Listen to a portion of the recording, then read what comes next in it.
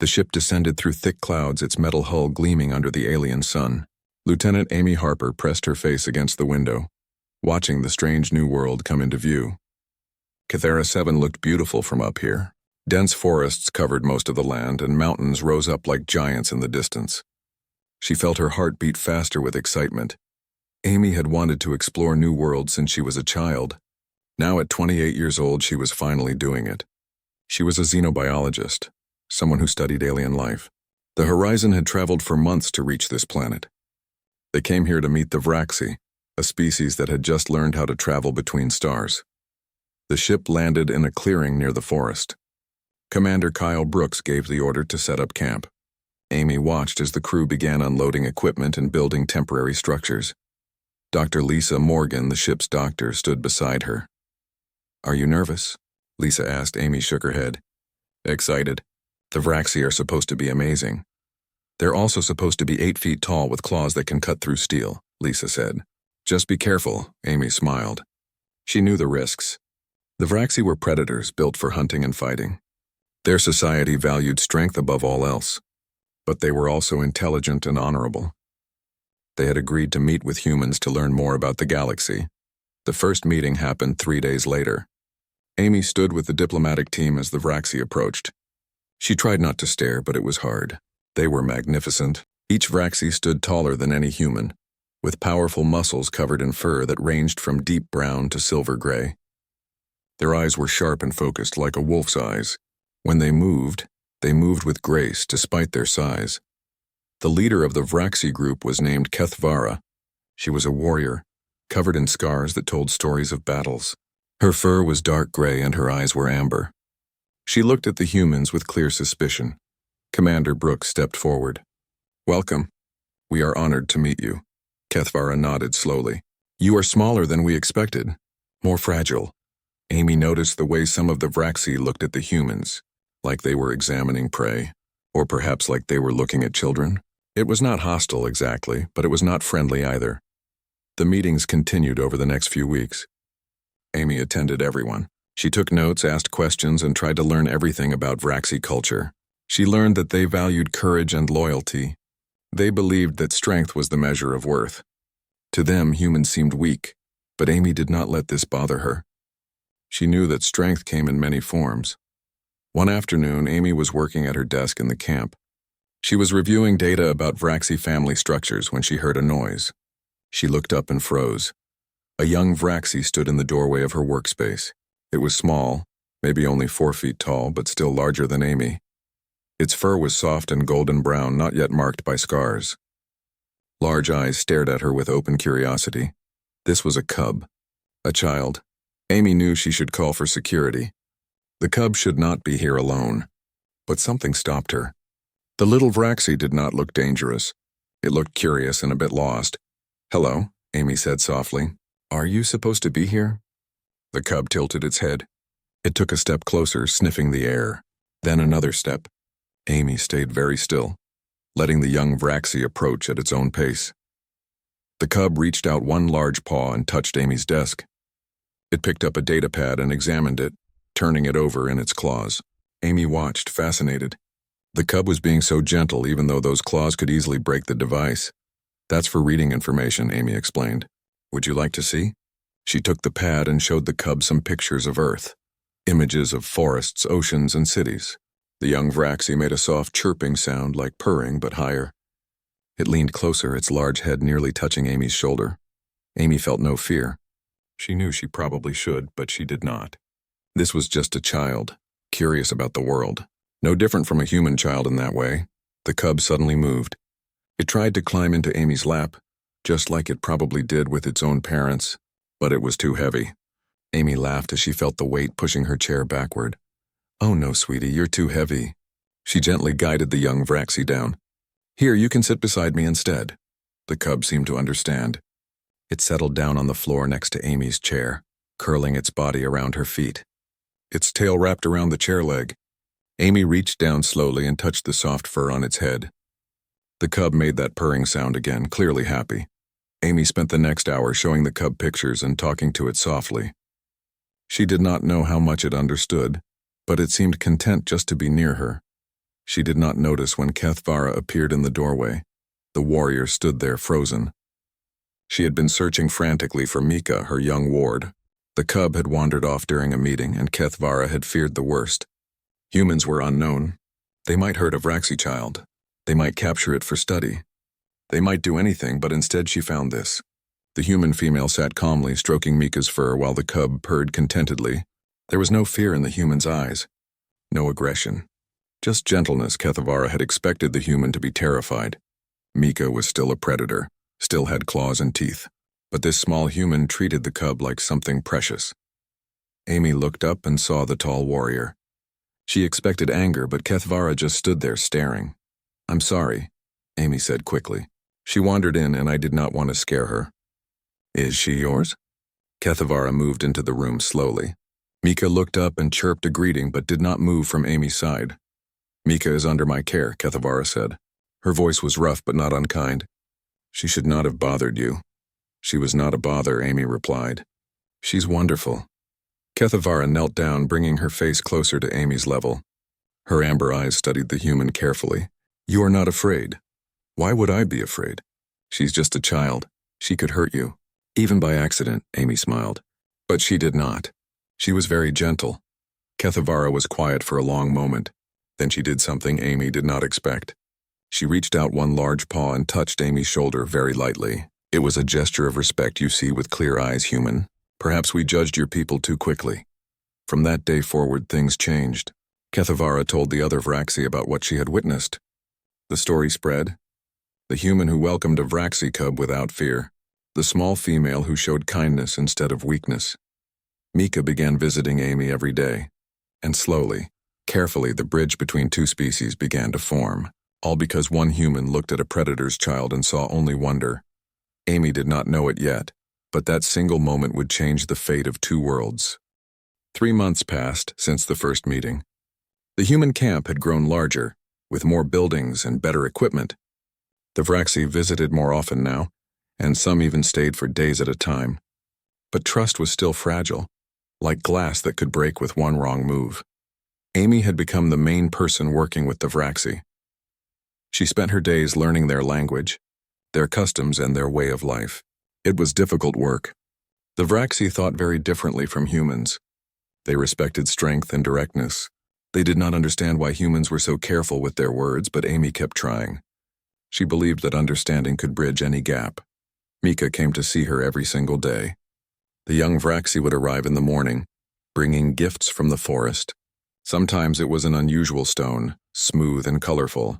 Other times it was a flower that only grew on Cathera 7. Once Mika brought a small dead animal, laying it proudly at Amy's feet. Amy had learned that this was a great honor among the Vraxi. Sharing prey meant you considered someone family. She thanked Mika seriously, even though she could not eat it. She gave the animal to Kethvara later, explaining that humans ate different food. Kethvara had smiled. Actually smiled. "You honored the gift without using it. That shows respect. Mika chose well when she chose you as friend." Amy learned something important that day. In Vraxi culture, when Mika tried to climb into her lap that first day, it was a sign of complete trust. Cubs only did that with their parents or closest family. But when Amy said Mika was too heavy and the cub curled beside her instead, it meant something even deeper. Sitting beside someone, rather than on them, was how adult Vraxi showed respect between equals. By accident, Amy had told Mika that she saw the cub as an equal, not as something above her or below her, but as a friend. This was almost unheard of in Vraxi society. Cubs were not equals. They were children to be taught and protected. But Mika did not seem to mind. If anything, the young Vraxi seemed to stand taller, more confident. Not everyone was happy about the growing friendship between humans and Vraxi. Lieutenant Greg Palmer was in charge of security. He was a good man, but he worried constantly. He did not trust the Vraxi. He thought they might attack at any moment. "They're predators," he said to Amy one day. "That does not just go away because we're nice to them." "They're people," Amy replied. "Just like us. They're nothing like us." Look at them. Amy had looked. She saw beings who valued honor, who protected their young, who told stories around fires at night. She saw people, but Greg could not see it. Or maybe he did not want to. The trouble started during a training exercise. Greg was showing some Vraxi warriors how humans practiced combat. It was supposed to be a friendly demonstration. But something went wrong. Greg moved too fast. One of the young Vraxi warriors trying to copy the movement lost balance.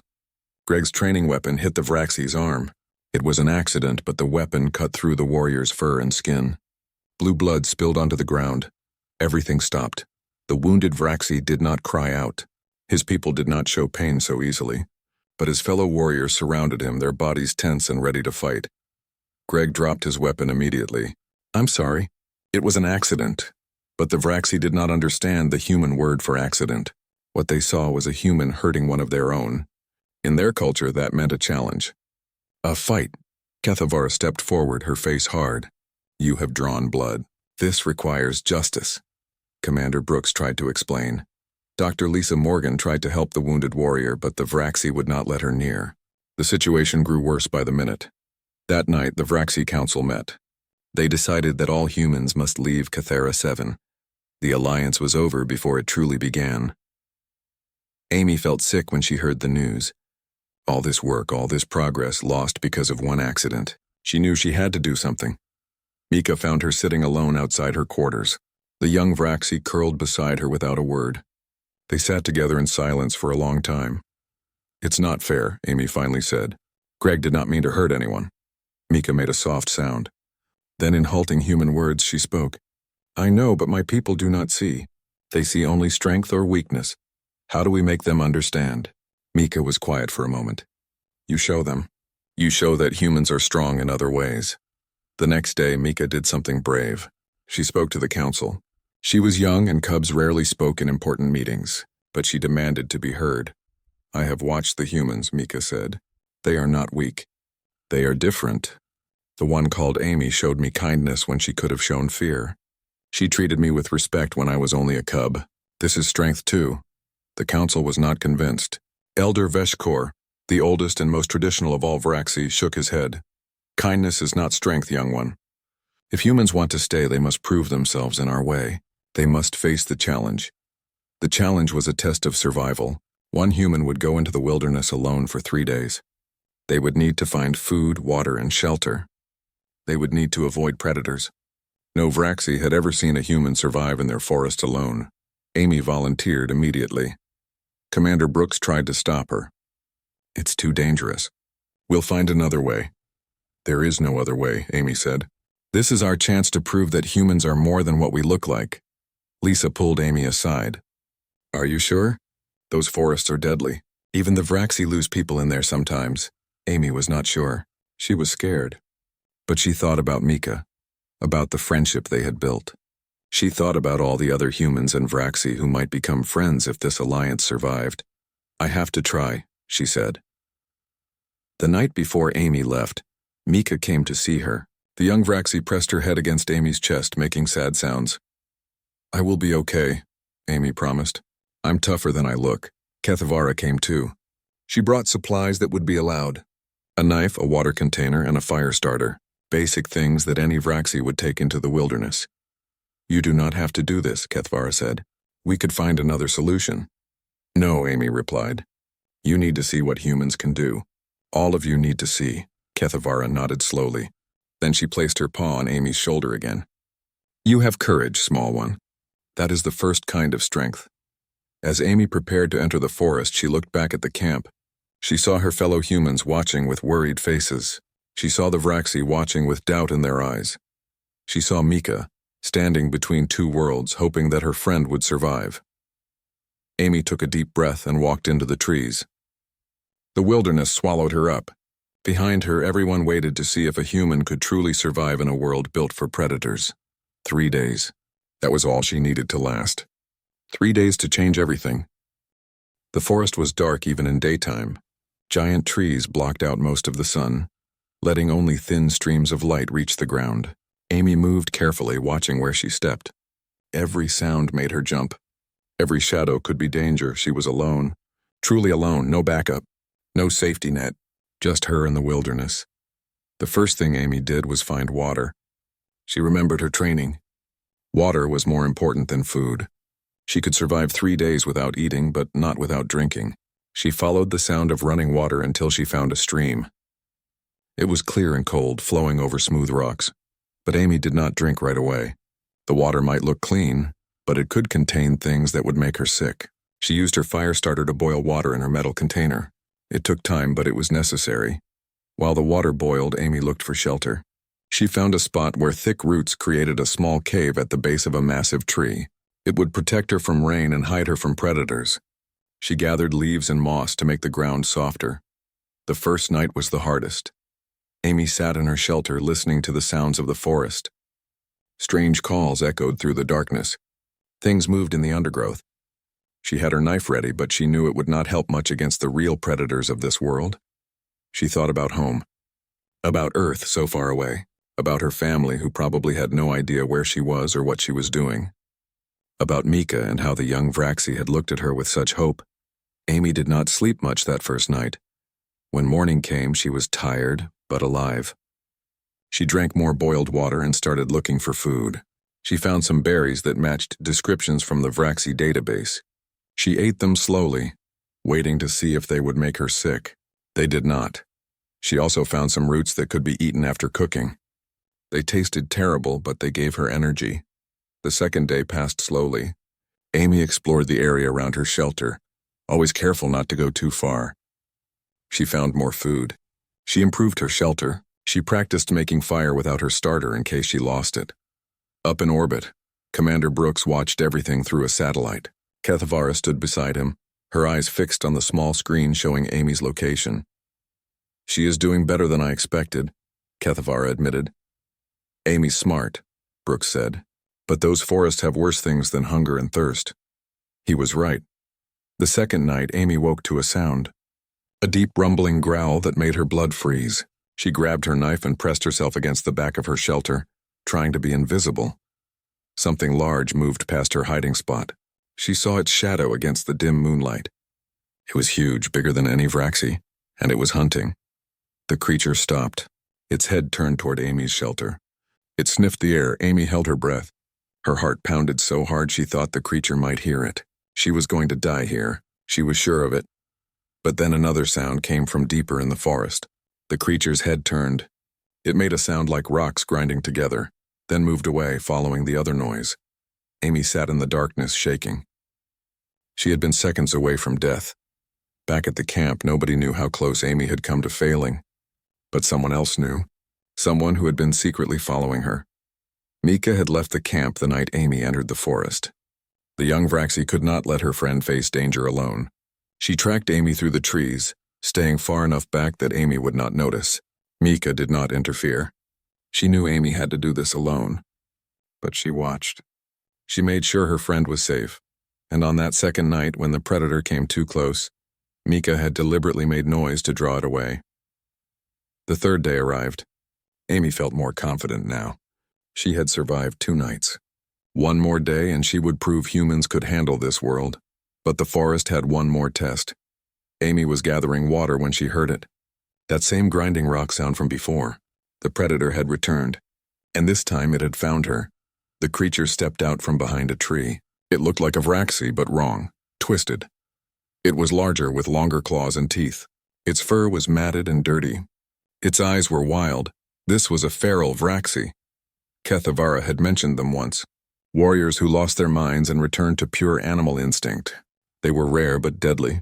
The creature crouched, ready to attack. Amy ran. She did not think about it, just ran. The creature chased her, moving faster than should be possible for something so large. Amy crashed through bushes, jumped over roots, her lungs burning. She could hear the creature right behind her, feel its hot breath. She was not going to make it. Then Mika appeared. The young Vraxi threw herself at the feral, slamming into its side. The two went rolling across the ground, a tangle of claws and teeth. Mika was smaller, but she was fast and desperate. "No," Amy screamed. "Mika, run!" But Mika would not run. She fought to protect her friend. Amy looked at her knife. It was so small. What could she do against these massive creatures? But she could not let Mika die for her. Amy's mind raced. She thought about what she had learned. Humans were not strong like Vraxi, but humans were clever. Humans used tools. Humans used fire. Amy grabbed dry branches and her fire starter. Her hands shook as she struck sparks. Come on, come on. The branches caught. Flames spread quickly in the dry wood. The feral had Mika pinned. Its jaws were moving toward her throat. Amy grabbed a burning branch and ran forward, screaming. She swung the fire at the creature's face. It reared back, startled and afraid. Fire was not natural here. Fire meant danger. Amy swung again and again. The feral backed away from the flames. Mika scrambled free, bleeding but alive. Amy created a circle of fire around herself and Mika. The feral paced outside, growling. But it would not cross the flames. Amy and Mika stood together, both breathing hard. Mika was wounded. Blood soaked her golden fur. Amy tore strips from her clothing to wrap around the worst cuts. "Why did you follow me?" Amy asked. "You could have been killed." Mika made a weak sound. "You are my friend. Friends do not let friends face danger alone." The feral finally gave up and disappeared into the forest, but Mika could not walk. Her leg was badly hurt. Amy looked at the young Vraxi. Mika weighed at least 200 pounds. There was no way Amy could carry her, but she had to try. Amy got Mika onto her back.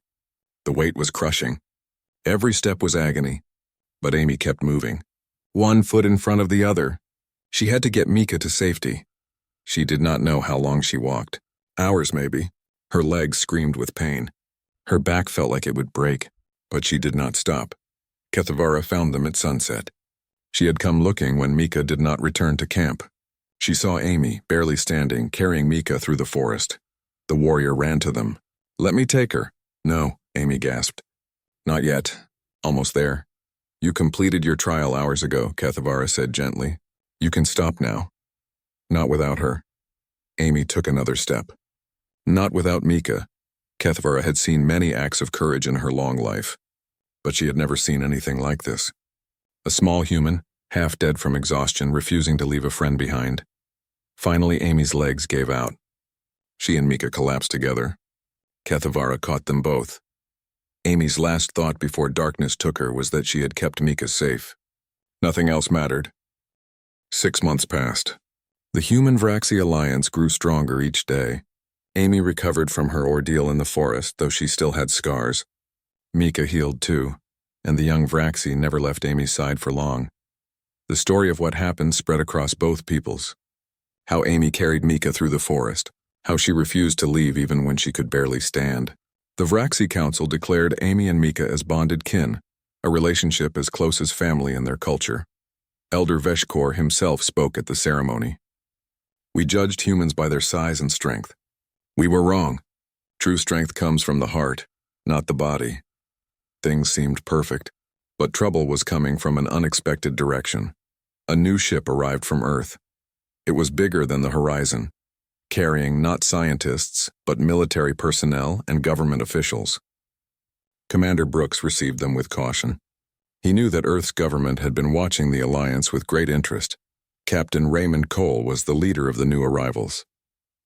He was a tall man with cold eyes and a voice that expected obedience. He shook Brooks's hand too hard, smiled without warmth. "Impressive work here," Cole said, looking around the camp. "You've made friends with the locals." "We've built an alliance," Brooks corrected. "The Vraxi are our partners, not locals." Cole's smile did not change. "Of course, partners." With Cole came Dr. Nathan Price, a scientist who studied genetics. Price was very interested in the Vraxi, too interested. He asked questions about their biology, their strength, their healing abilities. Amy did not like either of them. She could not explain why. They said the right things. They were polite. But something felt wrong. Mika felt it too. The young Vraxi, now growing into adolescence, growled softly whenever Cole came near.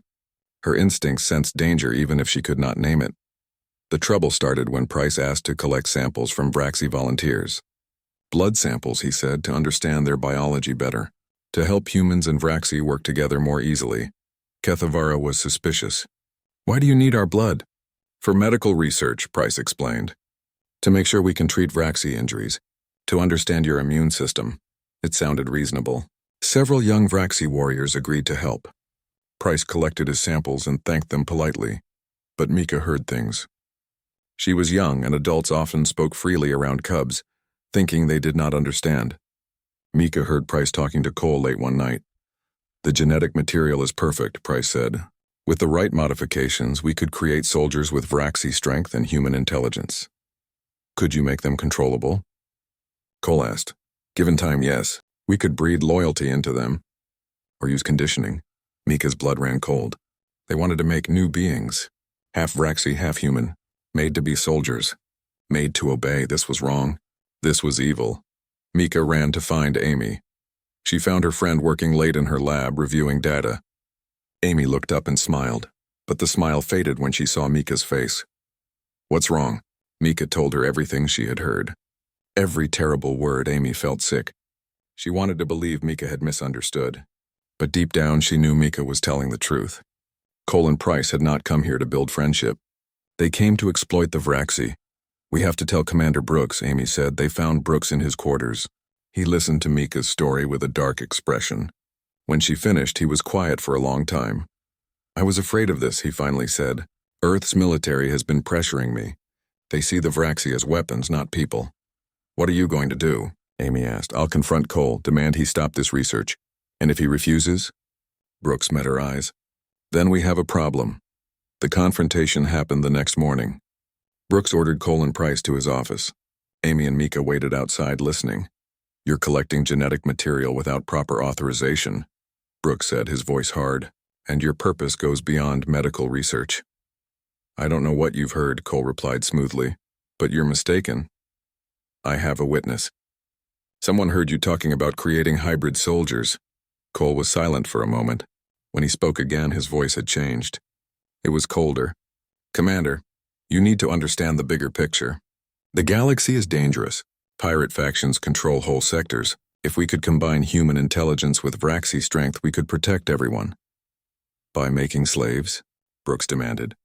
By creating beings designed to fight and die for us? By making the ultimate soldiers, Price interrupted. Beings who could defend human colonies. Protect trade routes. Keep peace. That's not peace, Brooks said. That's tyranny, Cole stood up. You're relieved of command, Brooks. I have authorization from Earth to take over this operation. Brooks did not move. You can try. Outside, Amy and Mika looked at each other. This was going to get bad. Cole tried to arrest Brooks, but the Horizon crew remained loyal to their commander.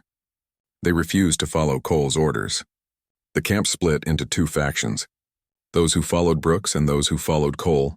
Kethavara and the Vraxi watched with growing alarm. They did not fully understand what was happening, but they knew humans were fighting humans. Mika tried to explain. Some humans want to use Vraxi blood to make new creatures. Creatures to fight for them. Kethavara's fur bristled with rage. This is an abomination. Word spread to the Vraxi Council. A warrior named Shavara, who had never trusted humans, called for immediate action. We should kill them all, Shavara growled. Before they can do this terrible thing? Not all humans agree with this plan, Kethavara argued. Amy and Brooks fight against it. How do we know this is not a trick? Shavara demanded. How do we know all humans are not planning this? The council was divided. Some wanted to attack immediately. Others wanted to wait and learn more. The alliance was falling apart. Amy knew she had to do something. She and Mika came up with a plan. A dangerous plan, but the only one they had. They needed proof. Real proof of what Cole and Price were planning. Words could be denied, but evidence could not. Late that night, Amy and Mika broke into Price's lab. It was wrong. It was illegal, but it was necessary. They found files on his computer, research notes, messages to Earth Military Command, plans for genetic experiments, instructions for creating controllable hybrid warriors. It was all there. Every terrible detail. Amy copied everything to a data drive. But as they were leaving, an alarm went off. Cole's soldiers came running. Amy and Mika ran too, but there was nowhere to hide. They were trapped. Cole found them in the main courtyard. His soldiers surrounded them, weapons drawn. Give me that data drive, Cole ordered. No, Amy said. Everyone needs to see what you're planning. You're making a mistake. That research could save lives. It could end lives, Amy replied. Lives that haven't even been created yet. You want to make slaves. I want to make soldiers. Same thing when they have no choice. Mika stood beside Amy, ready to fight if necessary. Other Vraxi began to gather, watching. Human crew members came too. Everyone wanted to see what would happen. Amy held up the data drive. This contains proof of what you're planning. I'm going to share it with everyone. Humans and Vraxi. Let them decide if this is right. You'll start a war, Cole warned. You already did that when you betrayed our trust. Amy connected the data drive to the camp's communication system. She broadcast everything, every file, every message, every terrible plan. Both humans and Vraxi watched in horror as the truth came out. Cole lunged for Amy, but Mika was faster. The young Vraxi put herself between Cole and Amy, snarling. Commander Brooks' voice came over the speakers. Captain Cole, Dr. Price, you're under arrest for unauthorized genetic research and conspiracy to commit crimes against sentience.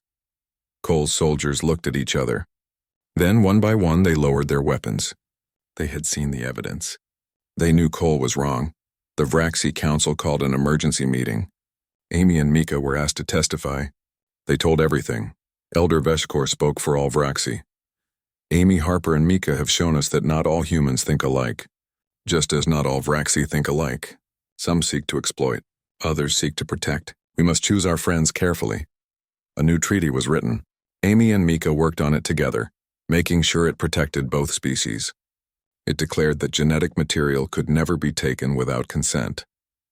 That no being could be created for the sole purpose of fighting. That both species would protect each other's rights. Cole and Price were sent back to Earth to face justice. Brooks remained in command. The alliance survived, but it was changed. Both sides knew now how easily trust could be broken. They would need to work harder to keep it strong. That night, Amy sat with Mika under the stars.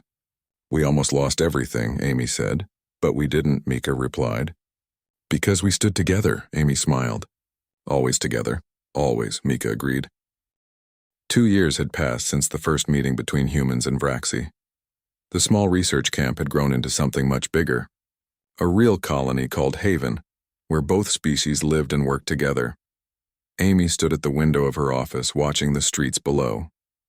Human children played with Vraxi cubs in the park. Vraxi warriors trained alongside human soldiers. Vraxi engineers helped humans build new structures that could withstand the planet's storms.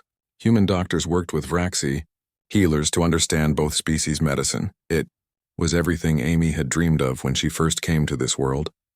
But dreams could be fragile things. Mika entered the office without knocking. She was fully grown now, standing 8 feet tall with scars from combat training marking her silver-gray fur. But her eyes still held that same curiosity from when she was a cub.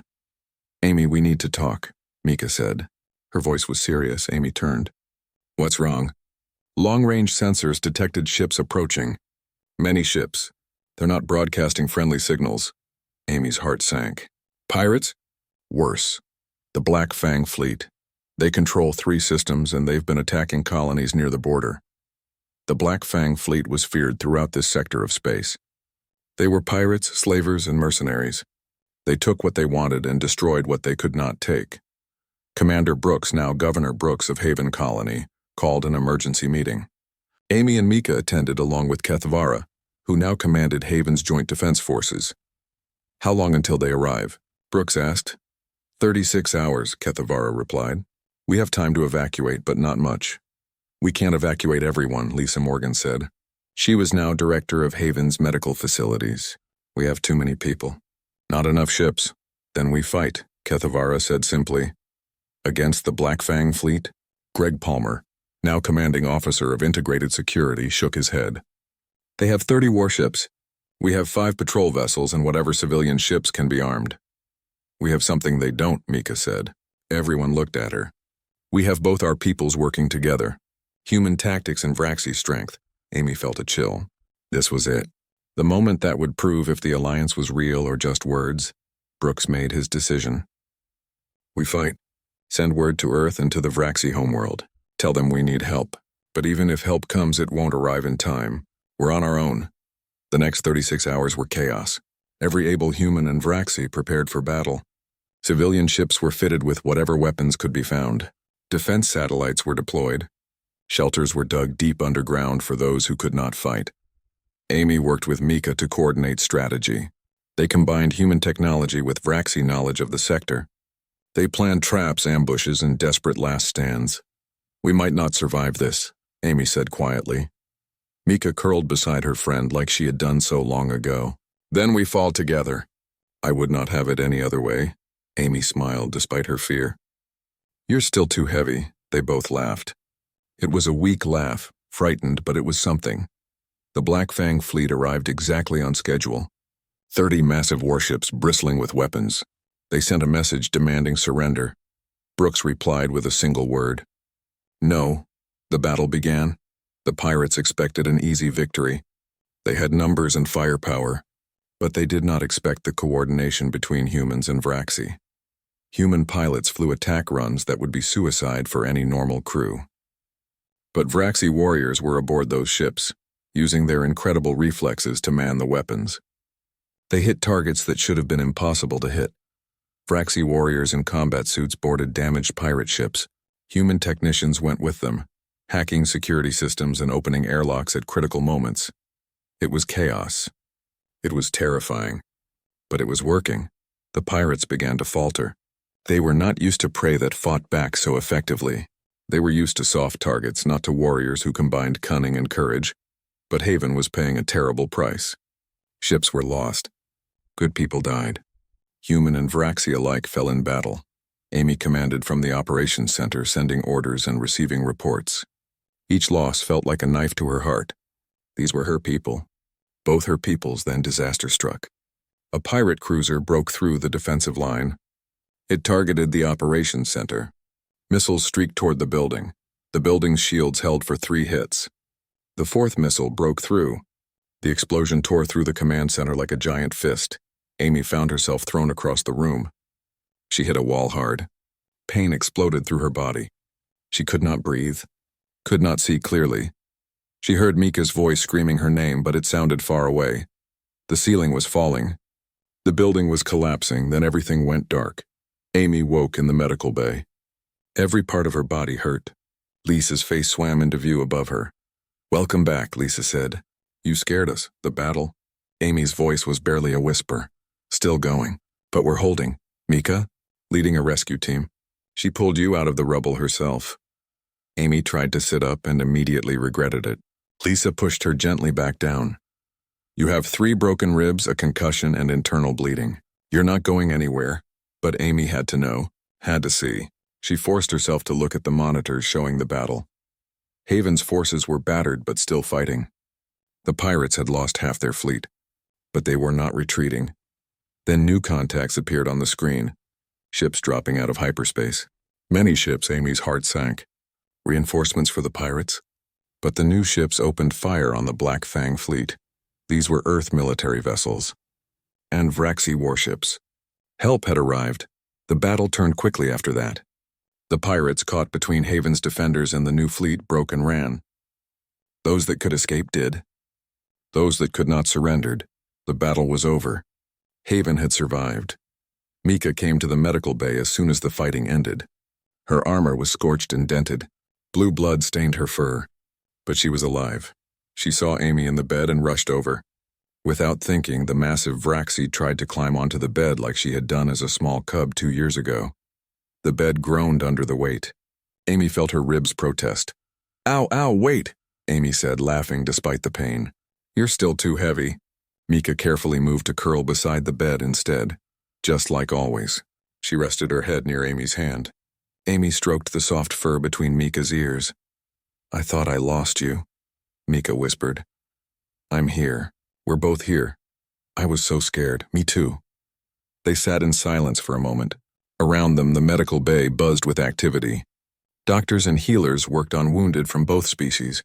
No one cared anymore who was human and who was Vraxi. They only cared about helping. The next day, representatives from Earth and the Vraxi homeworld arrived. They had come to see what had been built here. What had been worth defending with so many lives. They found something they did not expect. Not a human colony with Vraxi visitors. Not a Vraxi settlement with human guests. But a true mixing of 2 peoples. A ceremony was held in Haven's Central Park. The damaged buildings around it were being rebuilt, with both species working side by side. Ambassador Chen from Earth and Elder Veshikor stood together. They signed a new treaty, the Interstellar Alliance of Free Worlds. Other species could join if they wished. The goal was not domination, but cooperation. Amy stood with Mika at the ceremony. Amy's ribs still hurt, but she refused to miss this. Brooks had asked them both to speak. Amy went first. 2 years ago, a curious Vraxi cub wandered into my workspace. She tried to climb into my lap, and I told her she was too heavy. That moment changed everything. It taught me that friendship is not about being the same. It's about respecting our differences. Mika spoke next. Amy showed me that strength is not just muscle and claw. It is courage. It is loyalty. It is refusing to give up on those you care about. Both our peoples have these strengths. Together, we are stronger than either of us alone. After the ceremony, Amy and Mika walked through the park. They saw human children playing tag with Vraxi cubs. One small human boy tried to climb onto a young Vraxi's back. The cub gently guided the boy to sit beside her instead. Amy and Mika looked at each other and smiled. "They're learning," Amy said. "They'll do better than we did," Mika replied. "They're starting without fear." Years from now, historians would study the human Vraxi alliance. They would analyze the battles, the treaties, the cultural exchanges. They would write thick books about it. But at the heart of it all would be a simple story. A story of a human who showed kindness. A story of a Vraxi who chose friendship. A story of two beings from different worlds who looked at each other and saw not an alien, but a friend. Amy sat on a bench. Mika curled beside her in the grass, just like they had done countless times before. "Still too heavy," Amy said with a smile. "Always will be," Mika replied. And together, they watched the sun set over a world that belonged to both their peoples, a world called Haven, a world where the impossible had become real, all because one small human looked at a predator's cub and saw only wonder.